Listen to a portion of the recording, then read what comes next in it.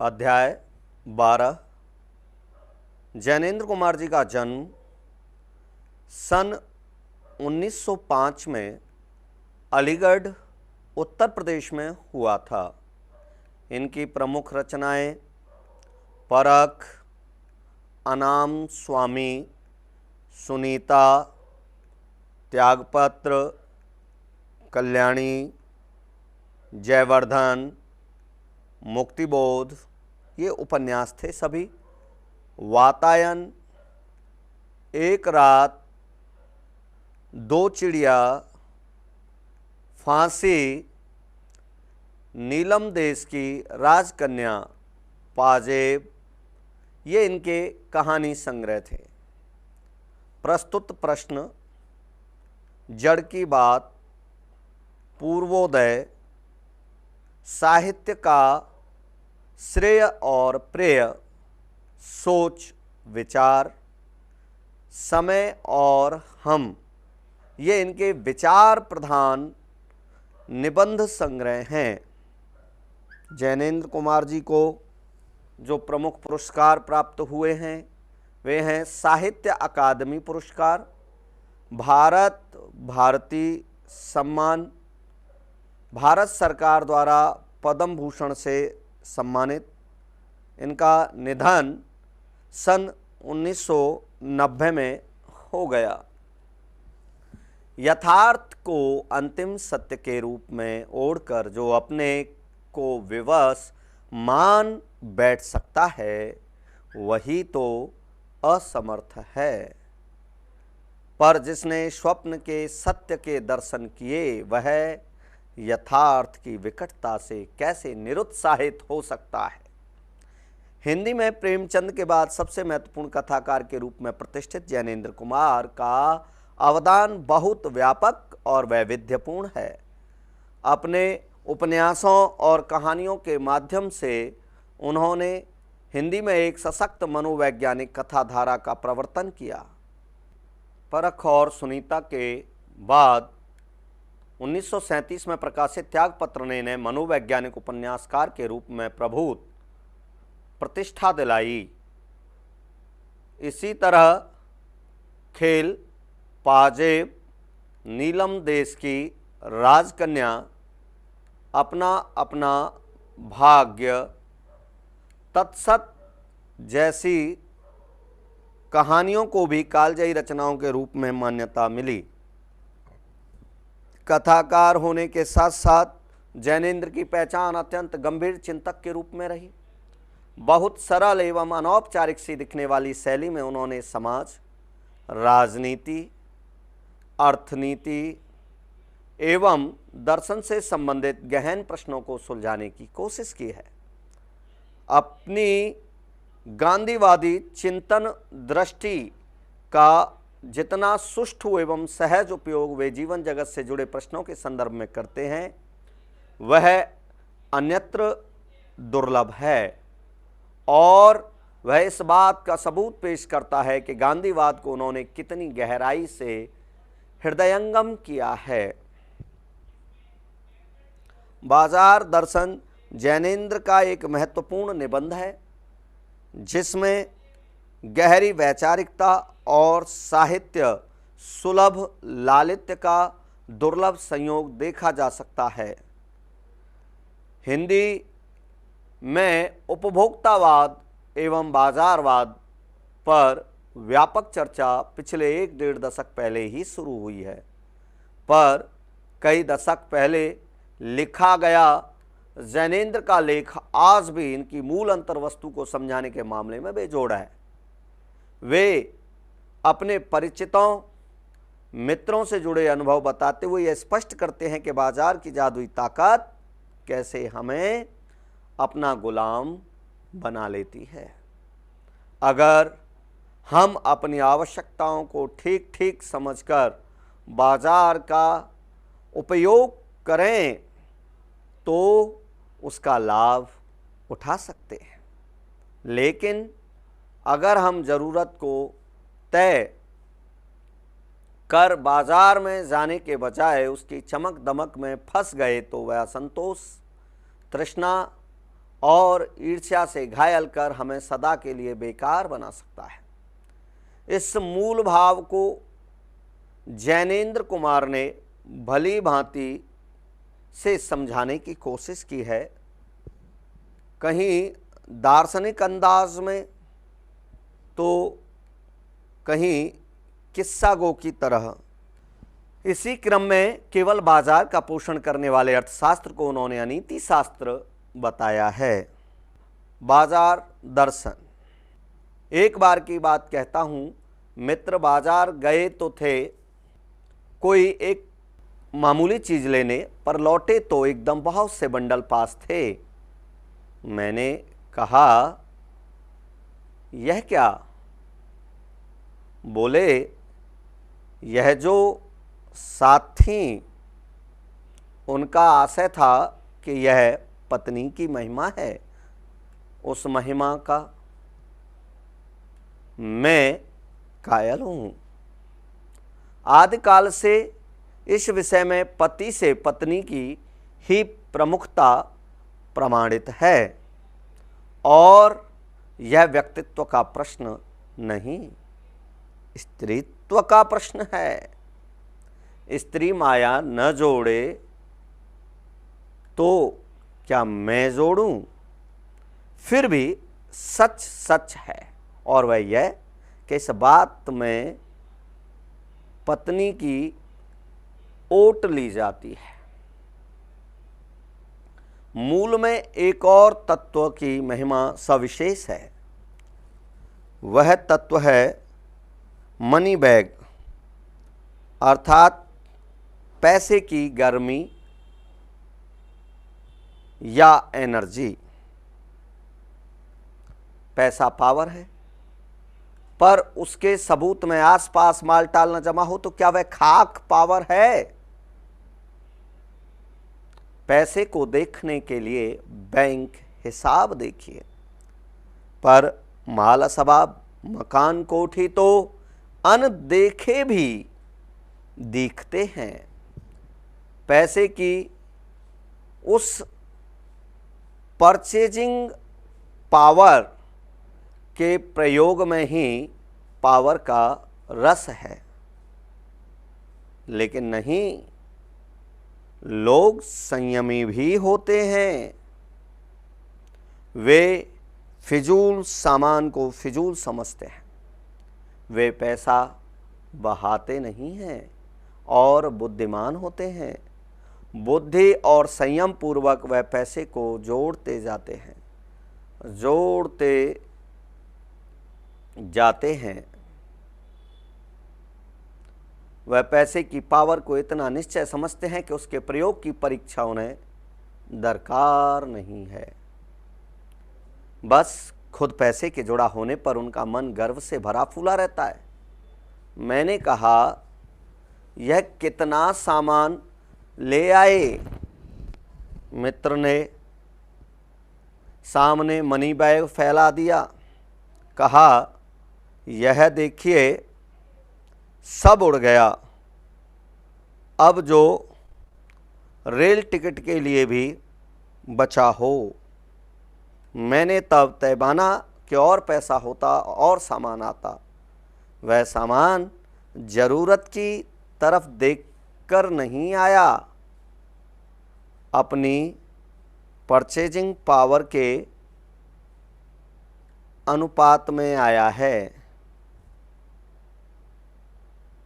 लेकिन ठहरिए, इस सिलसिले में एक और भी महत्व का तत्व है जिसे नहीं भूलना चाहिए।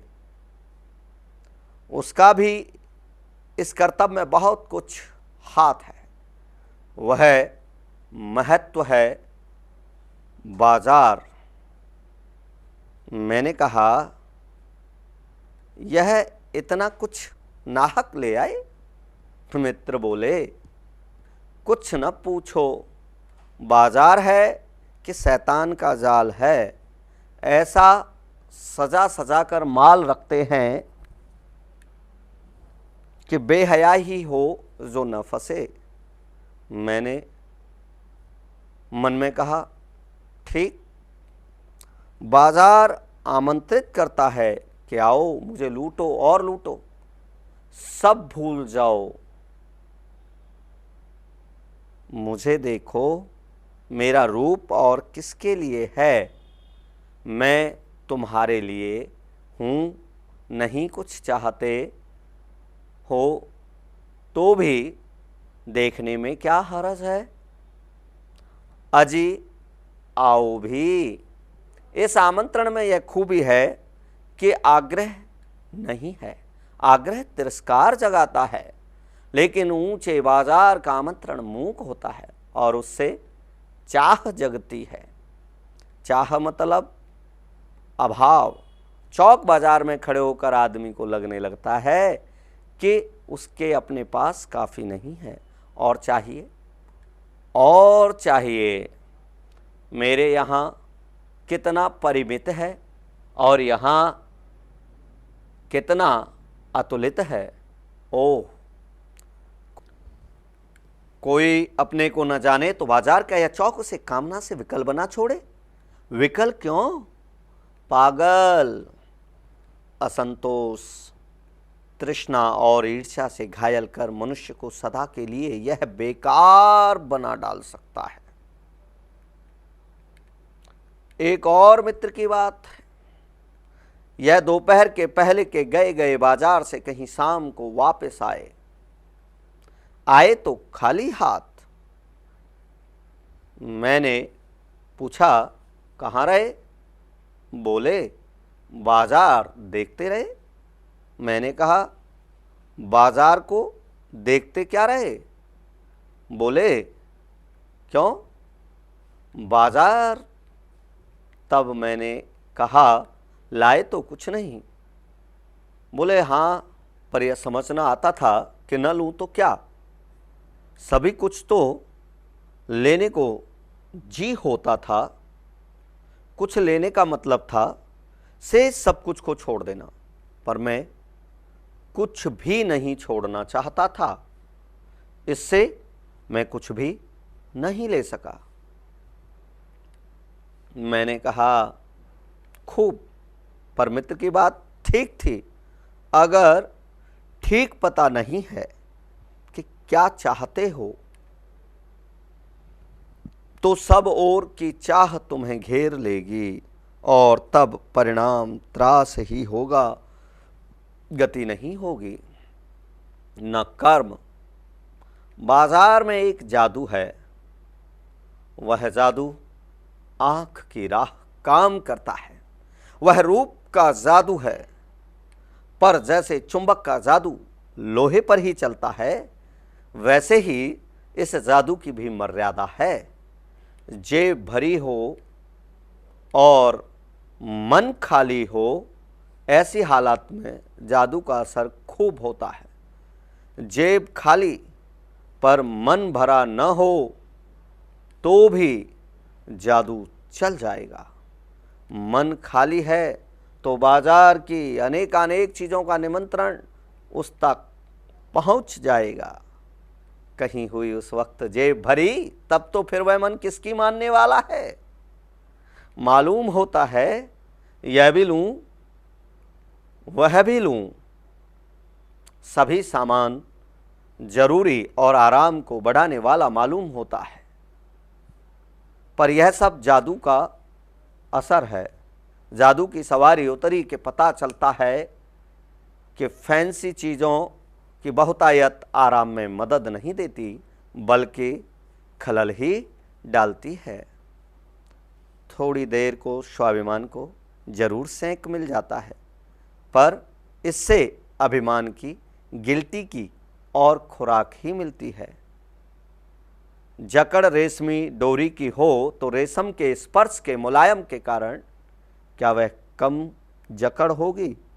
पर उस जादू की जकड़ से बचने का एक सीधा सा उपाय है, वह यह है कि बाजार जाओ तो खाली मन न हो, मन खाली हो तब बाजार न जाओ। कहते हैं लू में जाना हो तो पानी पीकर जाना चाहिए, पानी भीतर हो, लूपन व्यर्थ हो जाता है। मन लक्ष्य में भरा हो तो बाजार भी फैला का फैला ही रह जाएगा, तब वह घाव बिल्कुल नहीं दे सकेगा, बल्कि कुछ आनंद ही देगा। तब बाजार तुमसे कृतार्थ होगा, क्योंकि तुम कुछ ना कुछ सच्चा लाभ उसे दोगे। बाजार की असली कृतार्थता है आवश्यकता के समय काम आना। बाजार की असली कृतार्थता क्या बताई है? बाजार की असली कृतार्थता है क्या? आवश्यकता के समय काम आना। बाजार की असली कृतार्थता क्या बताई है? बाजार की असली कृतार्थता है आवश्यकता के समय काम आना। ये याद रखना। यहां एक अंतर चीन लेना बहुत जरूरी है। मन खाली नहीं रहना चाहिए। इसका मतलब यह नहीं है कि वह मन बंद रहना चाहिए। जो बंद हो जाएगा वह शून्य हो जाएगा। शून्य होने का अधिकार बस परमात्मा का है, जो सनातन भाव से संपूर्ण है। शेष सब अपूर्ण है। इससे मन बंद नहीं रह सकता। सब इच्छाओं का निरोध कर लोगे, यह झूठ है। और अगर इच्छा निरोधस्तपः का ऐसा ही नकारात्मक अर्थ हो तो वह तप झूठ है। वैसे तप की राह रेगिस्तान को जाती होगी, मोक्ष की राह वह नहीं है। ठाट देकर मन को बंद कर रखना जड़ता है। लोभ का यह जीतना नहीं है कि जहाँ लोभ होता है यानी मन में, वहाँ नकार हो। यह तो लोभ की ही जीत है और आदमी की हार। आँख अपनी फोड़ डाली तब लोभनीय के दर्शन से बचे तो क्या हुआ? ऐसे क्या लोभ मिट जाएगा? और कौन कहता है कि आँख फूटने पर रूप दिखना बंद हो जाएगा? क्या आँख बंद करके ही हम सपने नहीं लेते हैं? और वे सपने क्या चैन भंग नहीं करते हैं? इससे मन को बंद कर डालने की कोशिश तो अच्छी नहीं, वह अकारत है। यह तो हट वाला योग है। शायद हठ ही हठ है, योग नहीं है। इससे मन कृस भले हो जाए और पीला और असक्त जैसे विद्वान का ज्ञान, वह मुक्त ऐसे नहीं होता। इससे वह व्यापक की जगह संकीर्ण और विराट की जगह क्षुद्र होता है। इसलिए उसका रोम रोम मूंद कर बंद तो मन को करना नहीं चाहिए। वह मन पूर्ण कब है? हम में पूर्णता होती तो परमात्मा से अभिन्न हम महाशून्य ही न होते। अपूर्ण हैं, इसी से हम हैं। सच्चा ज्ञान सदा इसी अपूर्णता के बोध को हम में गहरा करता है। सच्चा कर्म सदा इस अपूर्णता की स्वीकृति के साथ होता है।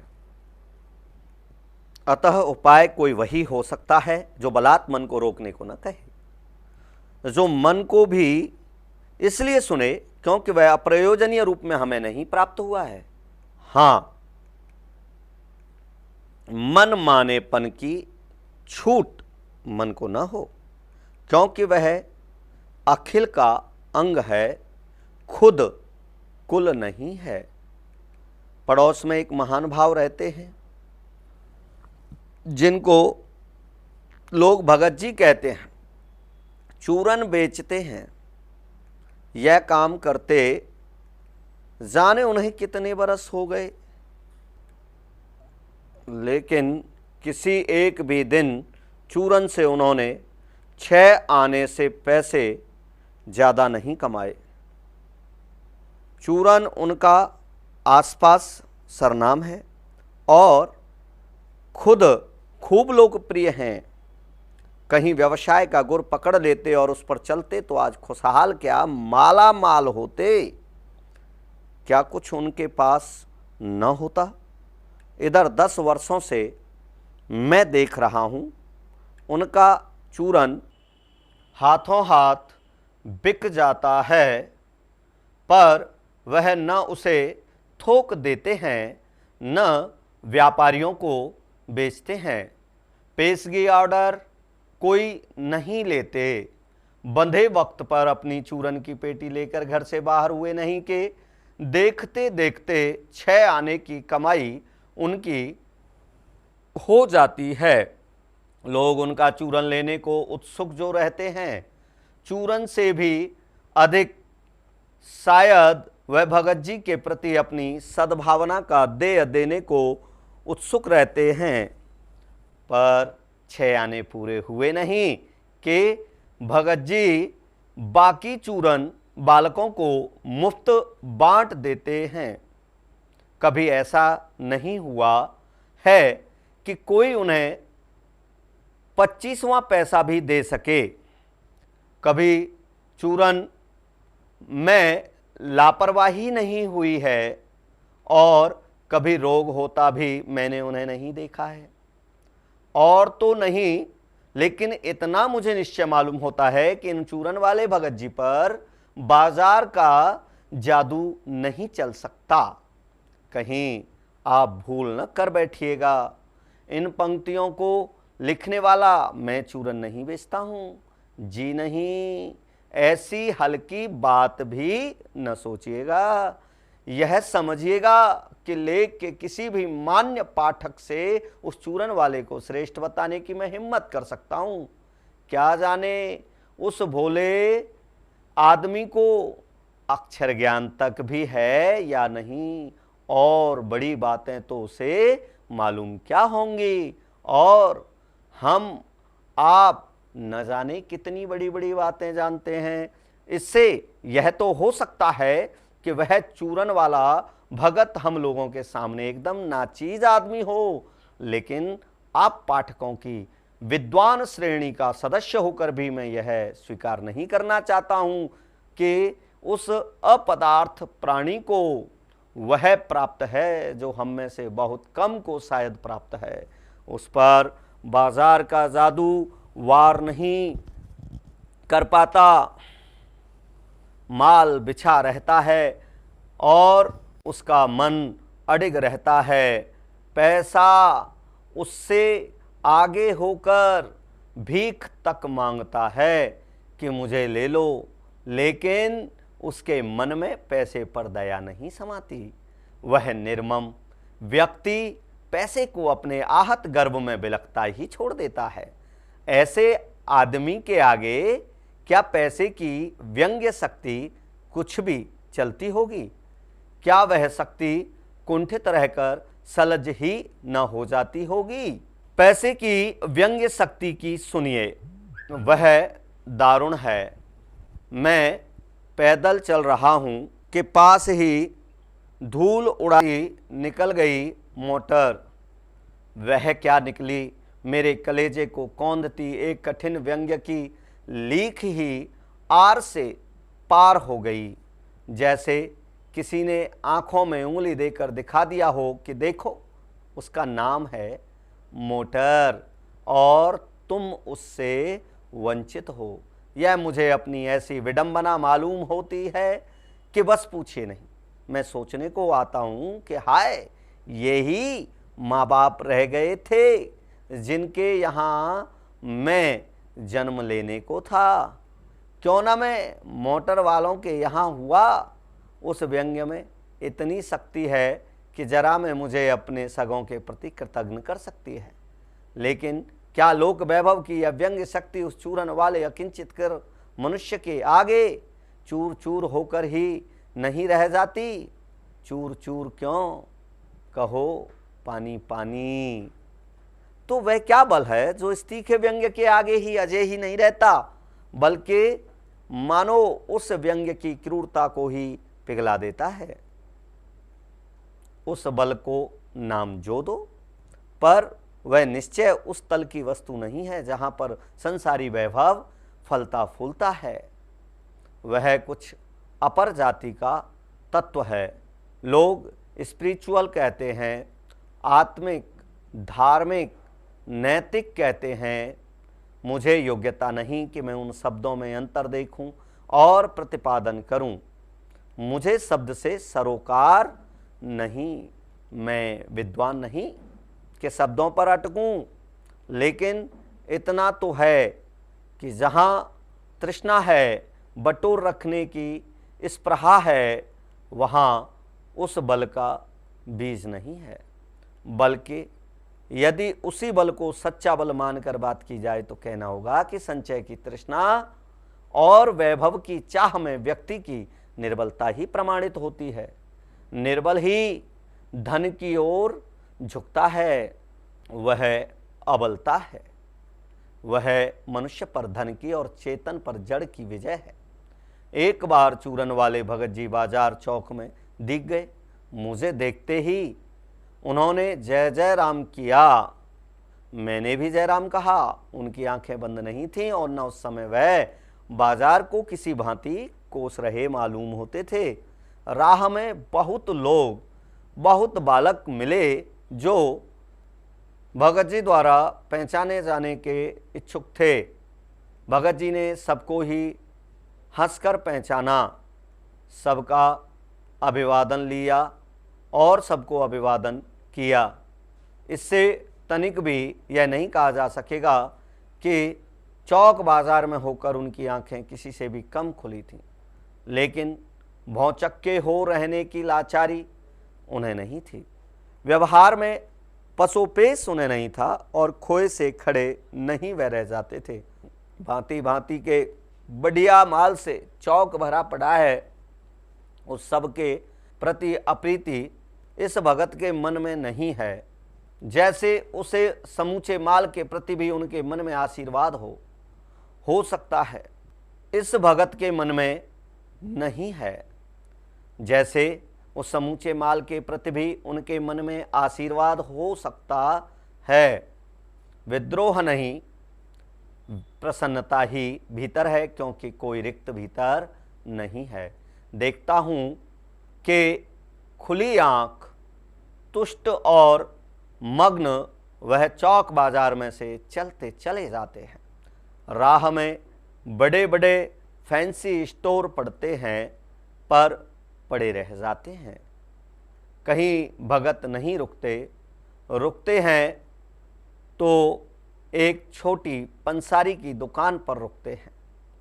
वहाँ दो चार अपने काम की चीज़ ली और चले आते हैं।